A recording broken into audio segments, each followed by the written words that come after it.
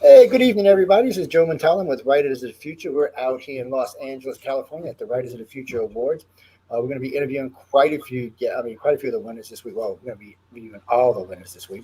I know y'all are familiar. We did this last year. We did quite a well. I think it was over 2 million people followed this last year while we were down here. So I'm going to introduce our guest in just a moment. Let him introduce himself in just a few seconds. Remember, I know we got live shows tonight, so if you happen to catch us, it's good. I'm not trying to interrupt missing piece or anybody's Angela's or anybody's time tonight, ladies. If y'all listen tonight, I'm not trying to get in y'all shows. You know I love all of you. Anyway, I know we are being picked up live. So, yeah, what's your name? Give me your name. My name is Jeff Weiner. And where are you from? I'm from Las Vegas. Oh, Las Vegas. Yeah. Like you already. Yeah. So, Boomtown. Easy question. What? First off, let's make this a two-part question. Sure. What got you into writing? And this is a question I always ask, and this is a little ego question, but what the hell makes you think you could draw well in the win? Yes. So this is the answer you're probably not gonna dig. But so what happened is I've been doing this. I've been doing my artwork for a long time, and it's been a passion project. I've done books and movies, and I've done all kinds of stuff, but it's all been a passion project and just for fun, nothing serious. And a good friend of mine, Todd McCaffrey, looked at my work and said, "You got to submit this stuff, man." I said, "There's no way I'm not gonna. Come on, no one's gonna like my stuff." And he's like, "Dude, you need to submit. You need to submit." He was right. And so I submitted, and I forgot about it completely. First time winner. And so Joni LeBach calls me and says, "You won." I said, "Awesome, dude! Like, Joni, what did I win?" You won the writers of you won the Illustrator of the Future Award. I said, "Joni, at my age, it's more like Illustrator of the near future because I don't have like a long future." So, anyways, I'm really shocked. I'm shocked to be here. Lone Way, super privileged. This is an incredible organization. John and Emily are phenomenal. The way they're able to elevate the entire process so that it creates some real credibility around fantasy work is spectacular. And it is. And our stuff has generally been viewed as as they call as lowbrow, which is it's not a good term, but it's not.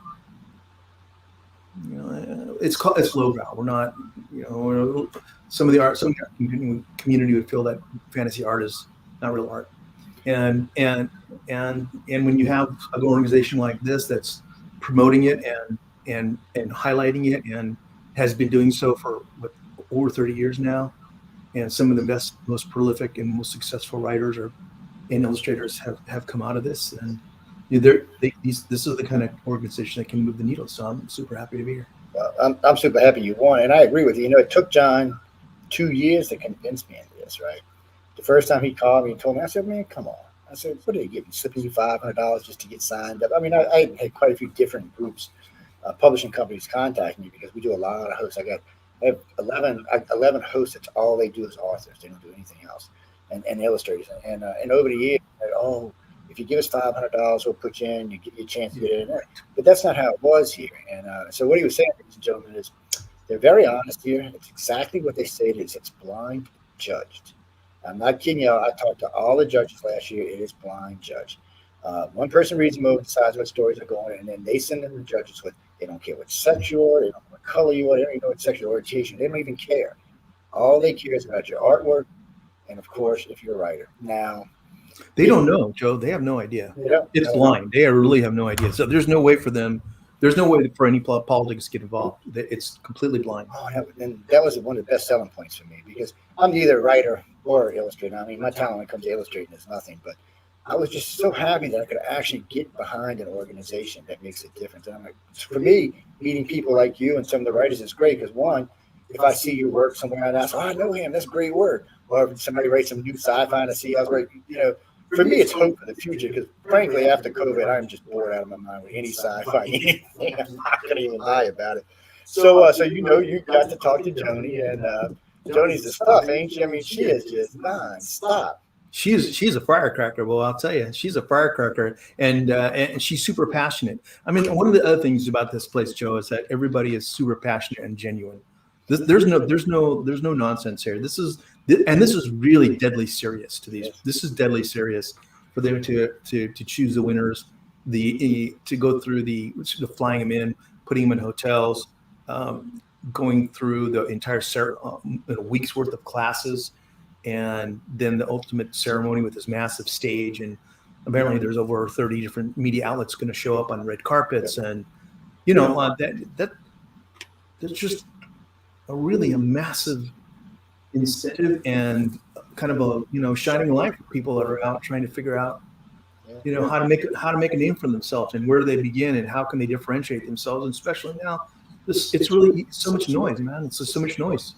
Anybody can be a graphic artist. Anybody can be a writer. Anybody can be, anything. You just, put up a, an Instagram page or a YouTube page. And so it's in some ways, I think it's more difficult now than it's ever been, candidly. Well, I talked with some illustrators in New Orleans and some other people. We were talking about writers of the future, and they had said they had wished they had won that way because it brings a bit of credibility to you. I mean, it helps people. Oh, well, they won, and great artwork. So right off the bat, when you go to look for a job, or you're looking, or somebody's saying, well, I won Writers of the Future Illustrator, Best Illustrator, and here's my work. It's right off the bat. It helps you off the floor. It's better than trying to get a job with nothing under your belt. I know when I was young, it's hard to get a job doing anything without some kind of thing behind you. But so you got to take the author services tour today. How do you like everybody over there? That's how. Oh, everybody's awesome. You're kidding me, man. Everybody here is incredible. And I do want to say one more thing about the organization, which I think is really super important, like really, really, really important, is that there's no politics in the judging. And I'm not only a cynic or present anything negative about anything else, but an award that's done through purely impartial, without any internal politicking or otherwise, is the one that actually has the most credibility. And when you win it, it not only is make you. It's a personal triumph as well, to be judged solely on your work, not within the context of a smaller art competition or otherwise. I think that brings more credibility than anything. Yeah. It's it's huge. And I'm not kidding you. It took John 2 years to convince me of what this, because I've been being snowballed for years. And I'm saying, oh, John, I don't know if I can get behind any organizations, man. I don't know. And after meeting him and meeting Emily, and Emily's, Jesus, she works harder than anybody out here. Yeah. That girl never stopped. Ladies, I'm talking about Emily Goodwin. Y'all have seen her on Science and Beyond with John and me on several occasions, but she's a workaholic. And, but Joni's great, because I always, I talk to Joni a lot, and she always tells me the same thing. Because when I was interviewing everybody last year, they were all the call from Joni. And she said, and I know a couple of people that got like best run. So you won first time right out, right? Yeah. So that's great. That's usually only one or two of y'all either. But ladies and gentlemen, there's 24 from this year, and I think 6 or 7 joined us from past years. And to see somebody win first out, because like Luke Bob, and I talked to you yesterday, he had submitted 26 times. A friend of mine in another field I work in, he had submitted 38 times. Wow. And now when we say this, we're not talking 38 years. You should submit 4 times a year. So you can get in there and sit. Now, this gentleman right here, I have seen some of his artwork. It is fabulous. I can't wait till we do a real interview where he can actually Thank you, brother. And see it. Well, it was like when I was talking with Echo earlier. Y'all's use of color is just really nice. I mean, I see a lot of artwork, and it's like, I'm going to say this politely, bland. I mean, somebody could show, like the picture we were just talking about, somebody could draw that same picture you did, but for some reason it looks dull. The older I get, more I want something to catch my eye. I want to see it. When I look at a pad like yours, I want it to catch my eye. If it doesn't, I'm just going to kind of move on to the next thing and moving. So now, so you're old. I know you've already had a career. You've been living in life. You're like me. You're going through. So, future plans? You're gonna really get into this and really be an illustrator? What I really have a passion for is hyper realism, and creating fantasy worlds or sci-fi worlds or creatures or environments, whether it's for books or TV or just did a movie poster, whatever it might be. But I like the hyperrealism and vibrant colors. So and I like to bring a lot of CG elements in. So when I've composed, I'll bring in, bring in CG, computer graphic elements and build worlds and environments, and then start with that, and then start painting on top of it. So quick question for you. So do you hand draw, graphic design, oil? I'm just curious because I know somebody does all three. Some do one, some do two. So I do, my process is to basically block out, start with image references and a concept sketch, block it out, and then I'll find as much assets as I can, whether they're photos or three-dimensional models or whatever it might be, and then start assembling them into a composition until I like the type of the composition, and then I'll basically either light it or paint it or just use it as a base image to paint from and create from. So you definitely have an understanding of color and shadow. Well, thank you. It's because and I say that in the old days I wouldn't even know what the hell I was talking about. But Santos, I spent some time with him last year. He actually taught me quite a bit about shadowing and sand. I learned more about art that year than I did in the last 40 years. I'm not even gonna lie. And I'm learning more this year. And granted, I'm not gonna ever use it as a thing, but it helps me with my interviews. Well, the appreciation too. Yeah, what pulls me to this hyperrealism is the detail. It's the shadows, it's the niches, it's the scratches, it's all the little stuff that you wouldn't know if it's not there, but you wouldn't know if it is there, but you wouldn't know if it's not there. So that's why you look at it and go, dang, that's incredible, or you go, something's off. So that hyperrealism is, especially if you have like I'm working on some cyborgs now, and there's tubes and stuff coming out all over the place, and they look crazy cool, right? But I want it to look real, like real. So you got to really dial into the details, and yeah. So that we definitely look like you got a passion for it. Just looking at your pad, you seem to have a passion for it because I've talked to a lot of people over the years, not just from this contest, but before. I've been doing interviews for 24 years now. And I've talked to a lot of artists over the years, and some do it. How can I say this polite? Okay, some go to school and get out, do it as a career, but they seem to lose the passion. So it becomes this: oh, I can draw this, and it looks good, and I'm gonna sell it to this, or my company's gonna do it. But it's almost like it's almost like it's gone. Just the passion is gone away, and you can tell that. I hate to tell artists that, but you can tell them. The same thing with writing. I mean, once that passion's gone, it tends to go. I guess flat might be a better word. I can totally see how people can get burnt out on it. I'm self-taught. I've not taken any formal schooling at all. So self-taught. But I can see you get burnt out on it. I mean, the certain expectations of how the world's going to treat you outside of an academic environment with regards to making money and getting gigs and getting paid, and like when you can't put beans on the table to eat, it starts to diminish the fire. But for this is for me, this is passion. This is a passion. It's just all passion. Well, I mean, just think how many people you beat out that went to college or professional schools that submitted this year, and you're self-taught. It's that passion that makes that difference. That's probably why you're a winner, because you have that passion in your artwork. Well, thank you, man. Because I can see it in there. I mean, let me rephrase that. I can see the pride you take. Oh, thank you, man. I really do. I really want to make something phenomenal and different. And I like to bringing in elements, just on a kind of third, come off on the side for a second, but I wanted to bring in CG creatures, and so I work with a guy that does some creatures for ILM. And I was able to bring those creatures in and then bring models in and then paint around it and paint it all together and highlight it. And the net result is like really crazy looking, but I think it's really compelling because it's really different. So yeah, I think. Well, another side question, because I noticed a few of y'all like to use models, but some don't. I mean, it seems like using the model might be the better way to go. I mean, you're seeing the live picture in front of you. It's got to be easier to put it into art when you're looking at it versus pulling it out of your head all the time. Because I've noticed a difference.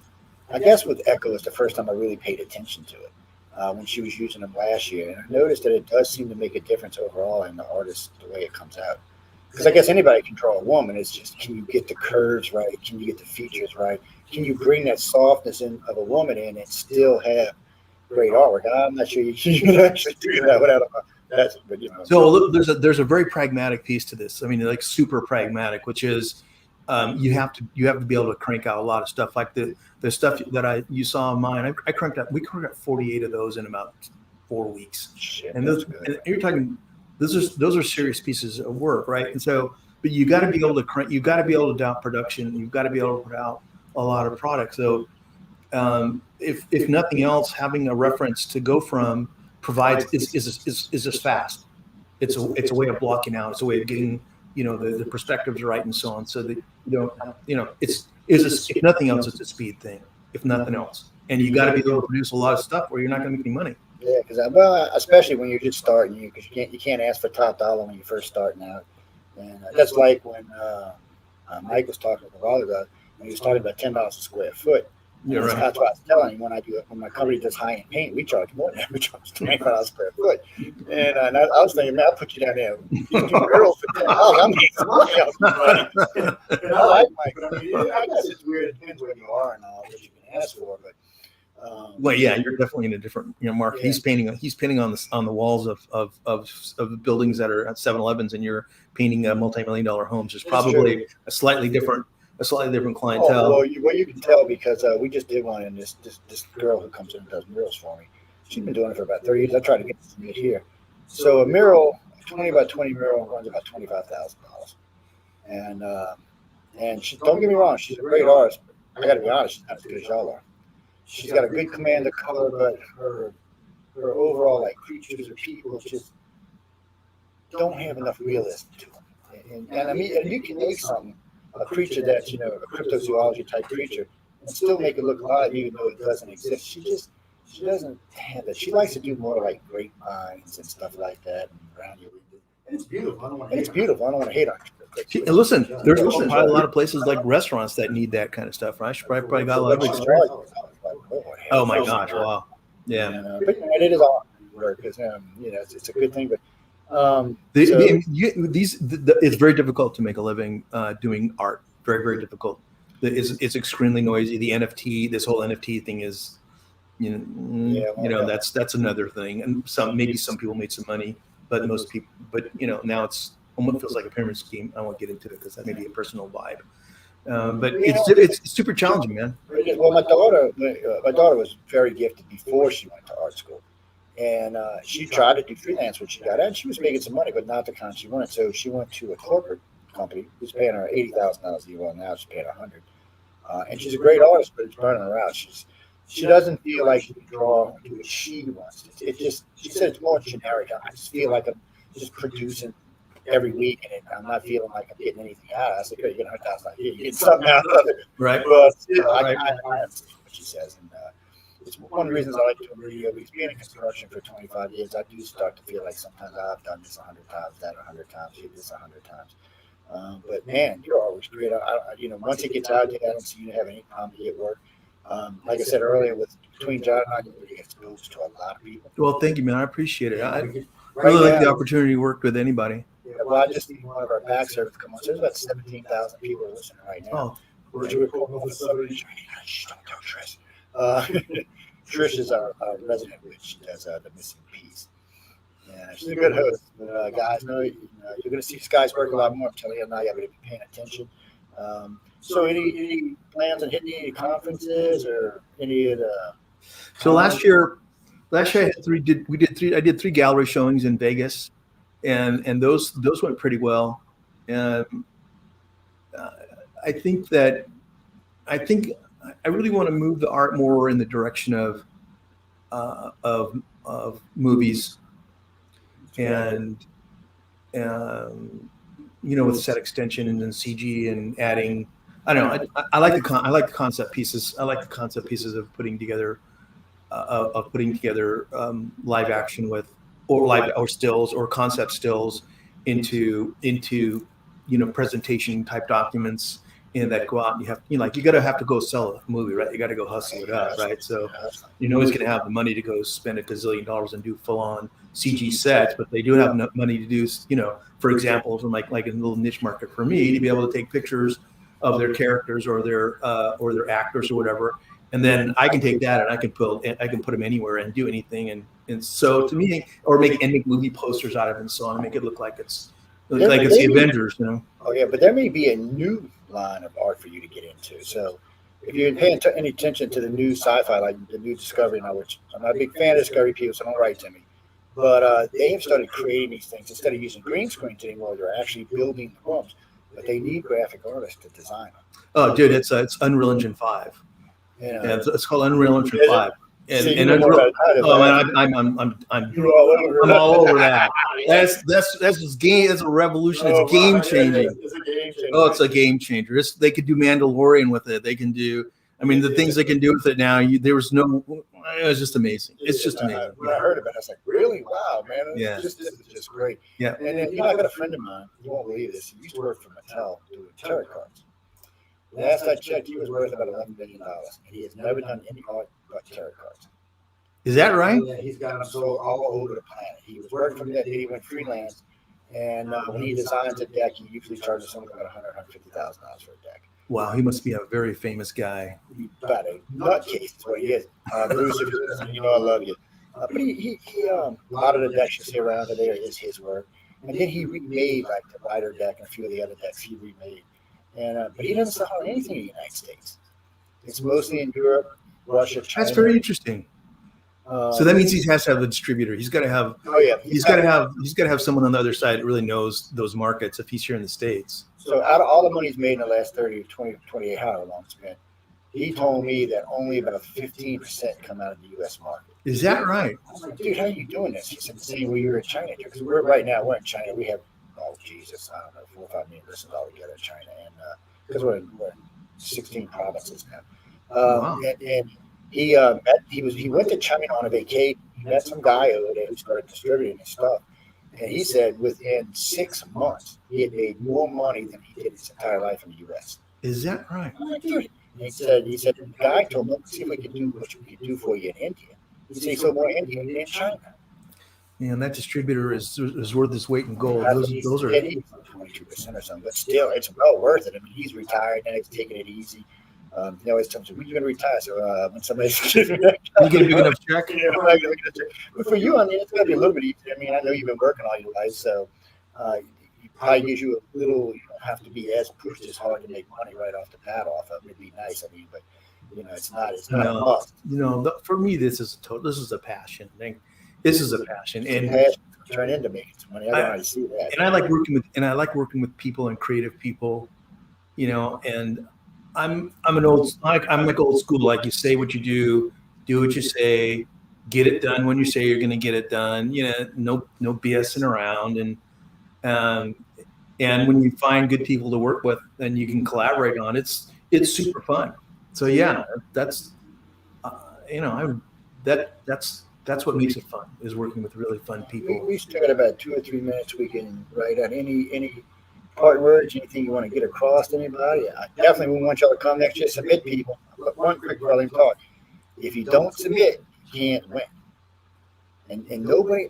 This is the best thing about all of this. No one here is going to be mean to you. No one's going to make fun of you. If you don't win, you're going to get a simple letter that says, "Thank you for submitting." Submit again. If you happen to catch the judge's eyes, but you're not good enough to win, they will write to you and even willing to help you and give you suggestions. Free. Everything's out here is free to fly out, for free to take care of you. I think the only thing you got to pay for is your tux. They let your family come out. They hook them to dinner. They have a big gala for you. They give you money. They give you all kind of media exposure. That's why I'm out here, to give y'all media exposure. So, but again, if you don't submit, you can't win. And I'm the perfect example. Yes. That's literally what Todd said. He said, "Dude, if you don't submit, you're never going to know." So I did, and here I am. So it can happen. Yeah. That's big. It can happen for sure. It can definitely happen. Y'all need to get out here. It's a great place to hang out for a week. You get to meet a lot of famous people. You get to meet a lot of great artists, a lot of great writers, and there's some big names and writers here, some big names and artists here. So you're making connections to boot people. I mean, really, these are connections you'll have for lifelong. Because I know I've made friends with a few of them now, and they're really good. They're decent teachers and they're great artists, and they want to help you. They want to see you succeed. They're not even jealous that you might be better than them. They want you to succeed. Yeah, this whole thing is a journey, man. And the sooner you can get with good people, and that you'll know for boom. What was that all about? Did I step on something? Power plug. Power plug. You're still on, though, right? Oh yeah, I'm still here. Yeah, you're good. If we're still streaming, then I'll give you my website. I'll just plug my website. Go ahead, plug it up. You're still streaming. It carries. That's one nice thing about StreamYard. It still carries even when something goes off. All right. So my URL is jwcreative.art. And then it's this and then it's the same thing on Instagram, jwcreative.art. We will get y'all back here in a minute, ladies and gentlemen. Sorry, we gotta wait for the computer to reboot back up before we let him out of here. If you're ready, you can just shut it if you want. No, heck no. I got time. I got screen time here, dude. I mean, all kind of good stuff. Yeah, we can talk about what else we want to talk about. We want to talk about Joe. Let's talk about Joe for a short period of time. Joe, trust me. Nothing about Joe. There's a lot to say about Joe, and unfortunately, he's going to cut me off now. No, you're good. I just said now wait for the boot back up. It's again, ladies and gentlemen, if y'all can hear me over there, I came out here last year because I just wanted to see for myself, and I think I'll be here every year from now on, just helping people get more press. Wait till you hear my lecture on how to deal with assholes like me. Well, thank you. Hey, I really appreciate your time, I appreciate and thank you very much for the opportunity. Because once this computer comes back up, we'll post it up. It's actually going to post as soon as we're done, so it's going to go out to whatever these venues are, and then see when I get you back. We're not on the live server side. We're on the video side right now. When we got on the audio server, it goes out right now. Currently tonight, it probably hit about 160 countries. With a standing audience anywhere between 500,000 and 500. It just depends on what shows are. Monday's a good night for us. They do really good. We got a lot of crazy people. I don't want them to hear. That's what makes it fun, dude. We have a great group of hosts who really, really enjoy what they do. And believe it or not, some of them are good writers and good artists. I believe it. I believe it. That's another thing I gripe with him all the time to submit. God, the other day, one of my hosts the other day, he writes, he got like 7 books. He said, "You can't help me to win." I said, "No." No. He said, "But you know everybody." I said, "I do know everybody there, but I can't help you to win. They're not going to care what I said." I said, "Matter of fact, if I tell them you're good, they're going to probably ignore you till don't know what the hell he's talking about." They're going to go the other way. But I'm just glad to see y'all here. I mean, this to me is a great thing. And I was telling this to Dean last year. It's just you get more than just the art. You learn things about financing. Learn things about money, how to sell product, and make good connections all across the board. I really enjoy it. And matter of fact, last year I walked up to the pool section during Wednesday night when they did a barbecue, and Dean was surrounded by a little herd of kids, right? And they're like, "Well, tell us about how do you do this? How do you do this?" So he's trying to explain the difference between L corp versus an S corp versus a corporation. No way. And he was doing it the correct way, but the man's a millionaire. He's got a lot of credit to this thing, and they weren't catching him. So I walked up and said, "Look, guys," I said, "I've done all 3. I said, limited liability is just what it says. It protects you from losing your home if you do something stupid, but it's not for if you got decent. If you're making $500,000, you need to be an S corp. I said, if you start making $1 million or more, you need to be a corporation. I said, for the main reason is you get to write your house off, you get to write your cars off, you get to write your boats off. I said, you don't pay taxes on them. It's a whole different league." And I said, but it's a different thing. Well, if they tell them to come into Nevada, there's no state income tax. I go to Nevada all the time. They drag me down to Area 51 all the time. I'm waiting for them to get us one of these days. Well, I mean, it is what it is, right? I know there's a huge exodus from California. There are too. Man. So the tax situation is I don't nice. Blame them for leaving. It's crazy in this state right now. Texas is also crazy right now. But so you got a lot of LA people going, a lot of California people going to where y'all are in Vegas. A lot of going to Austin, Texas. Yeah. Just kind of crossing out, going back east. Yep. And I noticed not bringing in politics with them. That was the most surprising thing I've seen yet. Is that right? Oh, I've been stunned by that. I was just like, I guess a lot of people just hacked off at whatever political view they may share right now. Is that right? Yeah. Fortunately for me, I'm a centralist, so I can stay out of most of it. Dude, I don't think you have the kind of personality to stay out of anything. Well, no, I mean, I stay out of the left and the right. I just tend to piss them off. I just piss everybody off. I was doing I flew out to D.C. to interview Mayor de Blasio. And while I was in D.C., I was asked to do 2 political lectures. I said, no, you don't want me to do that. And then, no, John heard you speak. I said, no, you don't want me to do that. And I said, he said, why? I said, because I'm going to piss everybody off my audience. I said, unless they're independent or centralist, they're going to get hacked up. He said, I don't believe you. I said, okay, let's see what happens. So 30 minutes into the interview, people put their hands. I said, no Q&As the last 20, 30 minutes. And you got to wait. These people, you can see their face, they're twitching. I'll bet. I'm like, calm down, people. You're going to get the answer. And as soon as I opened up the mic, I'm like, oh, my God. You thought I killed the president. I'll bet. They're like, Joe, you're an asshole. You don't even know what you're talking about. I said, I know a little bit about politics. And I said, I've done a lot of shows with a lot of listeners, and I do a lot of research. And I'm lucky. I have a support team. I have a research team. I have a lot of hosts that back me up. So it's easier for me than it is for a lot of other people in the country. I mean, because, you got to do it on your own. But I took the time to actually develop a support team, so I didn't have to. Look, haters are going to hate. It is what it is. You can't, and just like any kind of rejection, which goes back to the competition here. You submit, you see if you can win, and if you rejection is rejection. You got to learn how to deal with it. Take your lumps, move on. If you don't, and whatever the endeavor is, right? This is no different. The very first radio show I ever done, I got 500 pieces of hate mail easy.